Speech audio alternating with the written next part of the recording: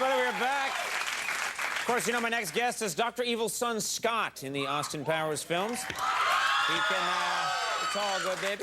He can currently be seen in The Italian Job, and starting tomorrow, he's starring with Macaulay Culkin in the new movie Party Monster. Please welcome Seth Green.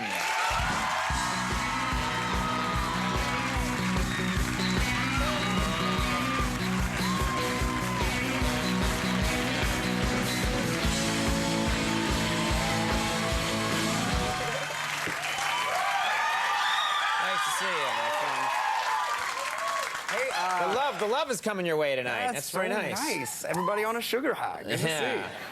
I gotta tell you, I saw Conan today at the Regis show early in the morning, changing shirts, and you've been exercising quite a bit. You bet I have, my friend.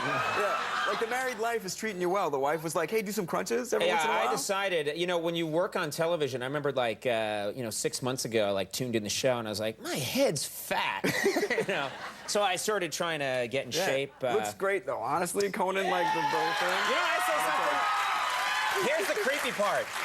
I'm backstage at Regis. You were a guest. I was just shooting something quickly over there with Reg, I call him. It's a little nickname I came up with. And I think it's going to stick, And at one point, I'm in my dressing room, like, the door's open, and I just peel off my shirt, and then I turn around, and you're in the doorway, and you're looking at me. Yeah.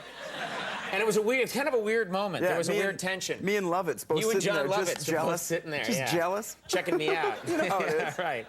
Now, I hear I'm jealous of you because you just, I understand, we're hanging out in Miami. I was in Miami. Yeah, we went to Miami. Wilmer Valderrama, who's in the movie Party Monster, organized a premiere party in Miami on the roof of a hotel. Sweet. Yeah, the Hilton sisters were there, so you know it was a success. And then, right. It was great. They're automatically supplied by any hotel, So they can pull a lever and they show up. Yeah. The only thing about Miami is I don't fit in there at all because everybody is just hot and like sexy and half naked, and I'm just pale and reflective, and you know what I mean? Yeah, I know what you mean. Yeah. Seth's like, you couldn't possibly understand Conan. That? Yes, I could. We don't belong in places like that. No. You and I are supposed to live in, like, together in northern Scotland in a hut.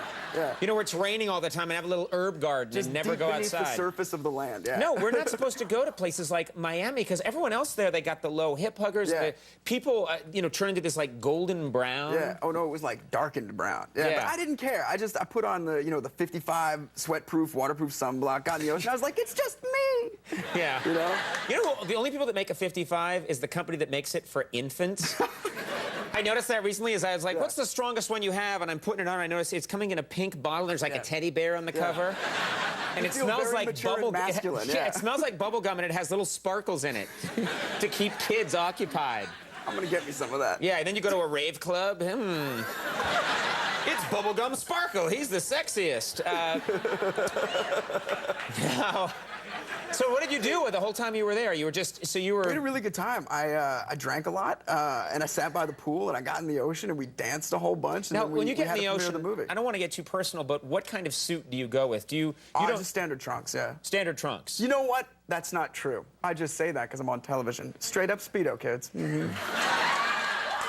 When in Miami, do as the Miami people do. Do you get a bright yellow Speedo? Yes, with a picture of a banana on it.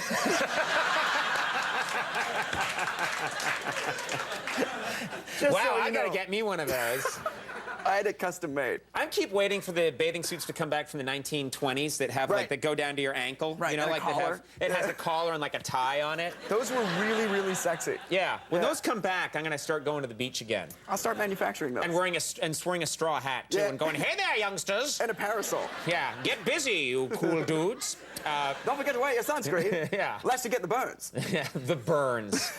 Now, let me ask you about this movie. This is a great idea for a movie. It's a movie about, I guess, a bizarre...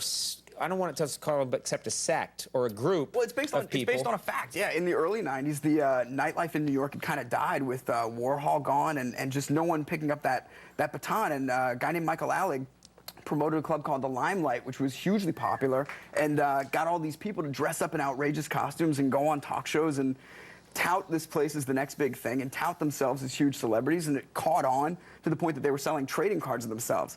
And so they just sort of declared we're celebrities, even though they didn't do anything in particular. Didn't do anything, but it worked. but they were fabulous. Yeah, every one of them came up with outrageous and original costumes. And the thing was, the environment of the club was such that anybody could come if you had the right attitude. You didn't have to be the cool kid. And in fact, if you were like the misfit or the loser, right. you were more welcome because you were happy to be there, and your creativity was acknowledged and celebrated. So it was kind of a microcosmic utopia, except I said it, and then That's like the second time this week someone said microcosmic utopia. The problem is anything like that, where there's no limits and there's no boundaries, it's headed for implosion. That's what happened. You know, there was rampant drug use, and you know, someone got murdered eventually, and that's the whole movie is just the rise and fall of that scene. And we have a clip here. What do we need to know? This is we recreated. The kids went on a talk show and talked about themselves and what the club kids are, and that's what this is. I'm the troll.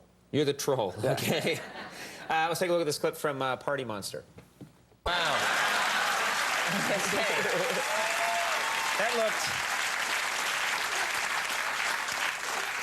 That looked eerily like our first 4 months on the air right there. The amazing thing is I'm playing this real guy, James St. James, who wrote the book that the movie's based on. I love this movie. I'm more proud of it than anything I've ever done. Macaulay next to you, isn't it? Macaulay Culkin. Yeah. Wow. That's amazing. What an amazing transformation there, too. I know, right? Party Monster opens tomorrow in select cities. Seth, thanks a lot for coming back. Thanks, always great to have you. Seth Green, everybody. We'll be right back with Tanya Streeter. Stick around.